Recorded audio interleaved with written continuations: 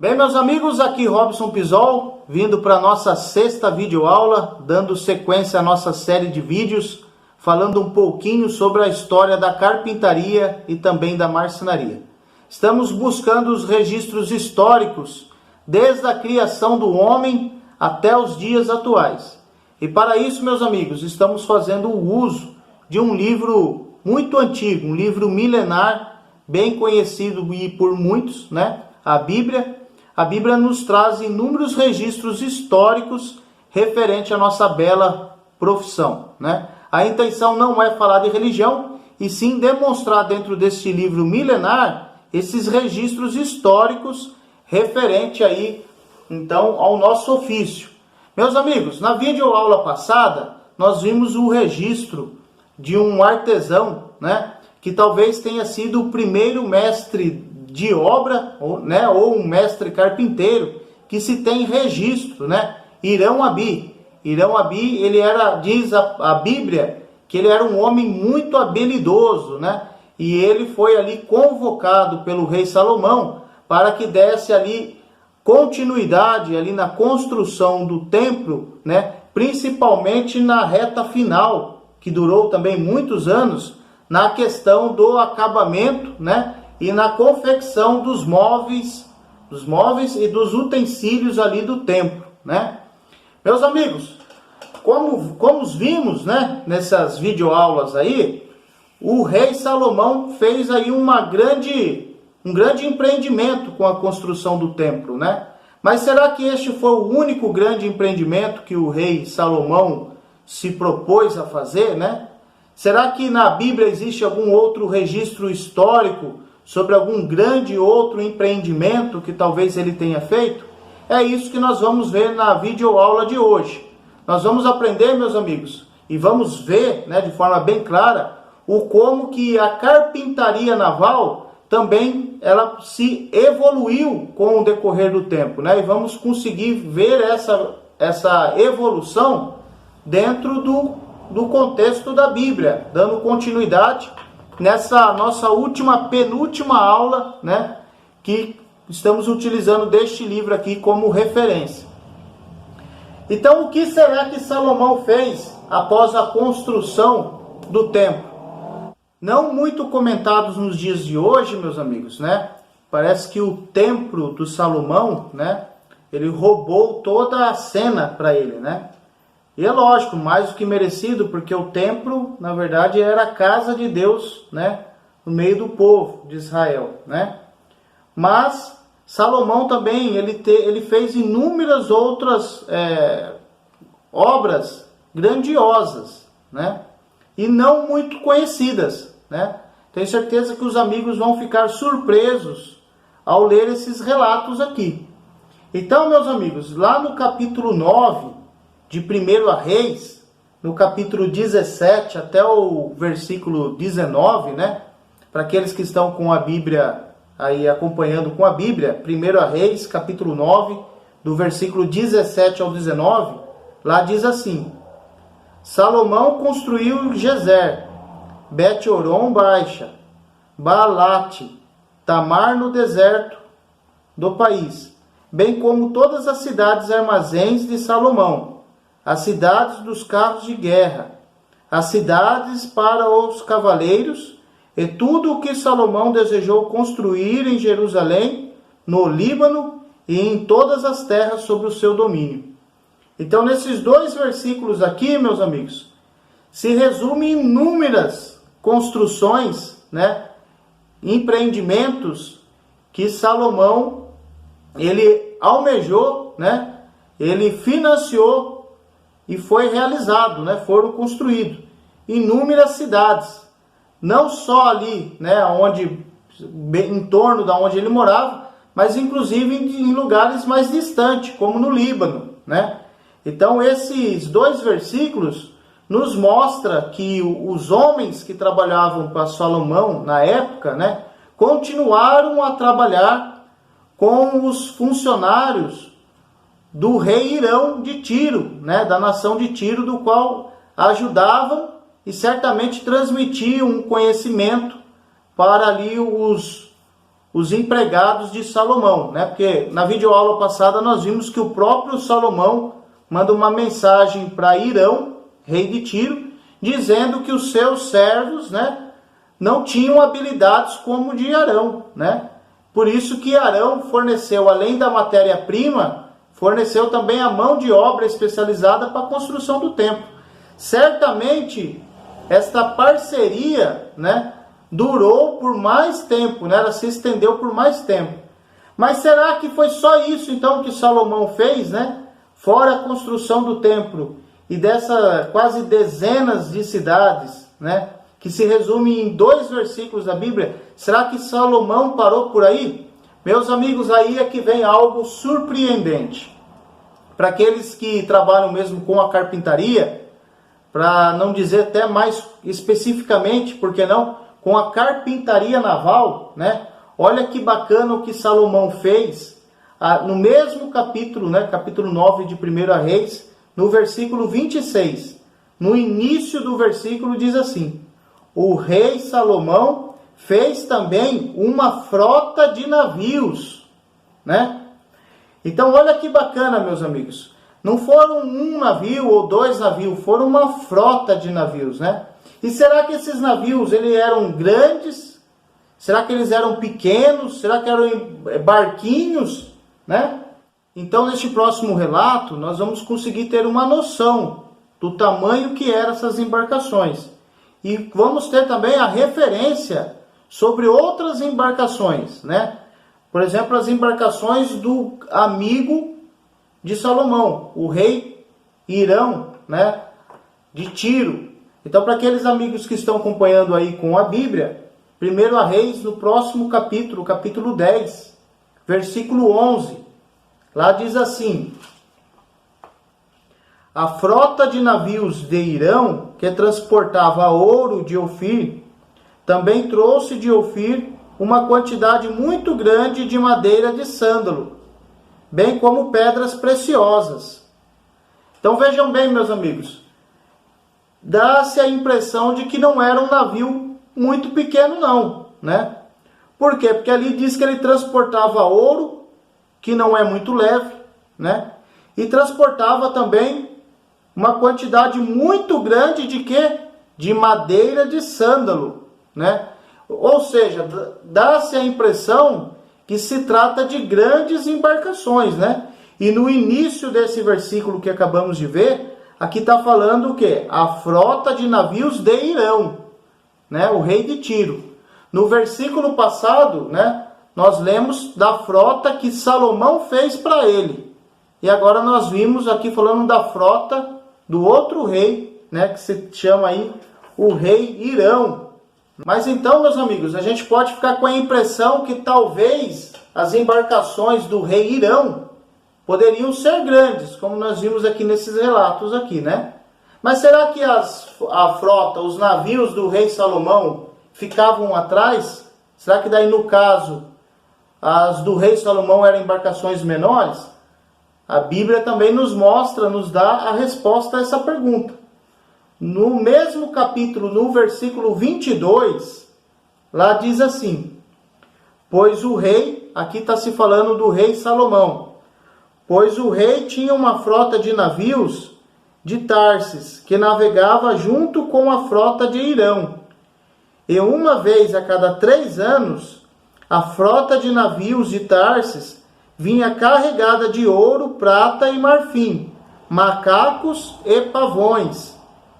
Ou seja, meus amigos, também conseguimos visualizar uma embarcação, né, falando da embarcação da frota do rei Salomão, que se trata de grandes embarcações, pois vimos ali que ela conseguia transportar inúmeras coisas diferentes, né?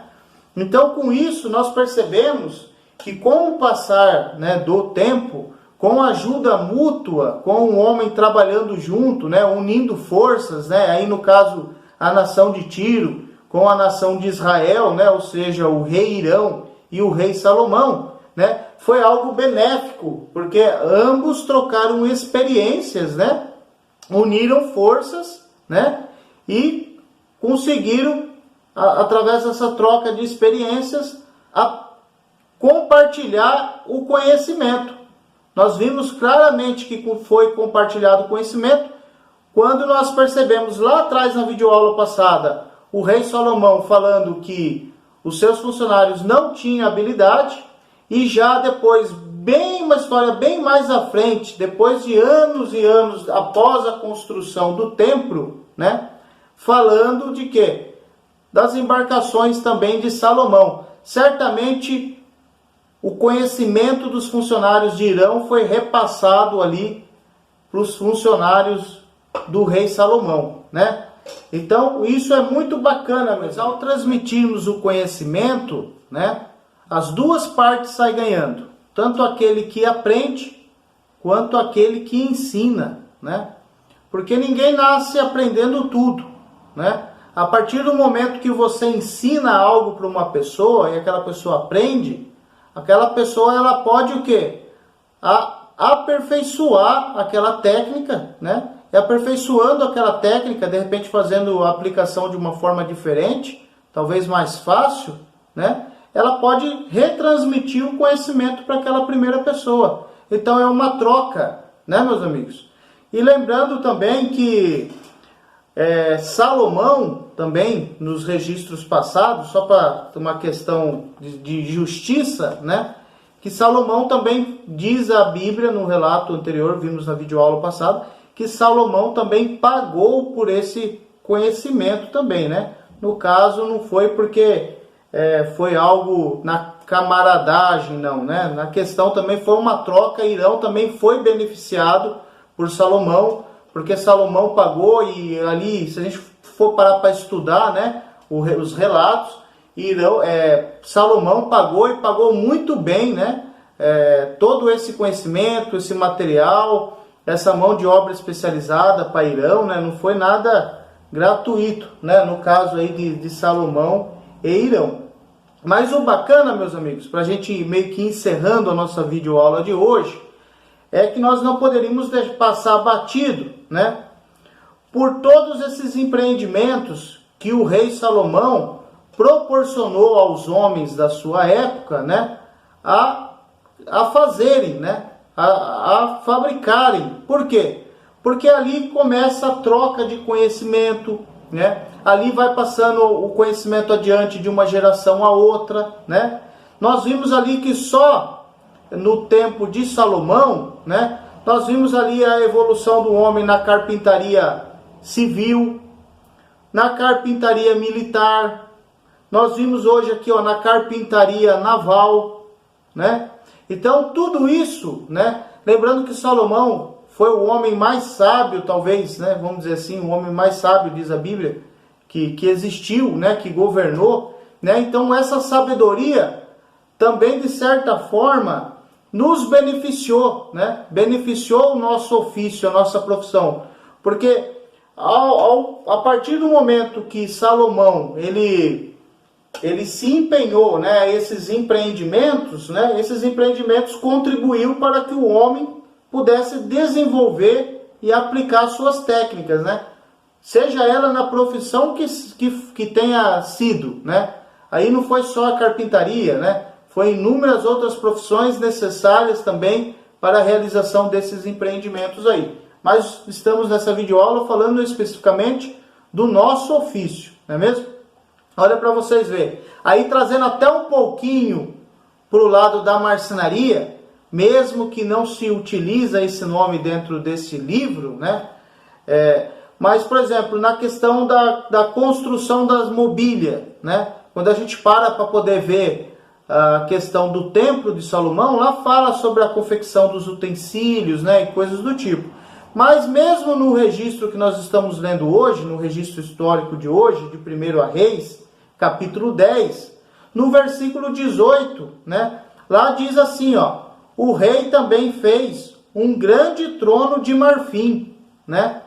E revestiu de ouro refinado.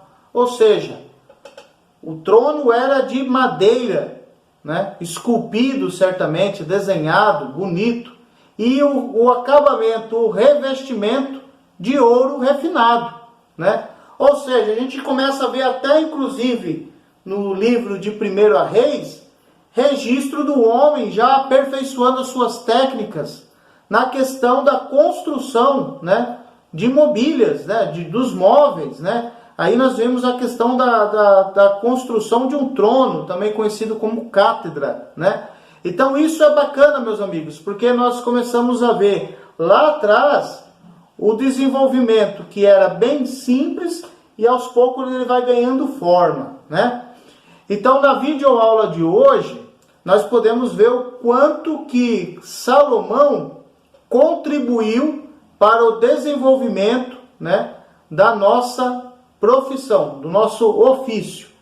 E na videoaula que vem, na próxima videoaula, meus amigos, nós vamos falar talvez do carpinteiro talvez mais conhecido de todo o registro histórico deste livro aqui.